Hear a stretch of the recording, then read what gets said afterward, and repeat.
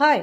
இன்றைக்கி என்ன பார்க்க போகிறோன்னா, நம்ம பூஜை சாமான்லாம் எப்படி ஈஸியாக க்ளீன் பண்ணலான்றத பார்க்க போகிறோம். பாருங்கள், பூஜை சாமான்லாம் எவ்வளோ எண்ணெய் பிசுக்காக இருக்குதுன்னு.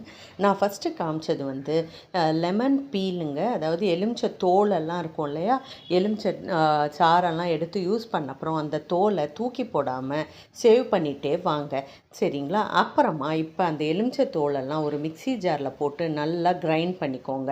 அது கூட கொஞ்சம் சபீனா, தேவைப்பட்டால் விம் பார் சேர்த்துட்டு நம்ம ஜஸ்ட் கொஞ்சம் இப்படி தேய்ச்சி விட்டாவே போதுங்க.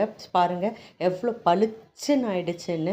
ரொம்ப அழுத்தி தேய்க்கவும் வேண்டாம். அதே மாதிரி நம்ம கைக்கும் இது ரொம்ப ரொம்ப சேஃபுங்க.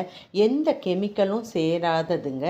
நம்ம வீட்டில் தூக்கி போடுறதுக்குன்னு வச்சுருக்கிற எலுமிச்சை தோலை வச்சு பாருங்கள், பூஜை சாமானை எவ்வளோ பளிச்சுன்னு தேய்ச்சிடலான்னு. இது வெள்ளி சாமான் தேய்க்கிறதுக்கும் யூஸ் ஆகுங்க.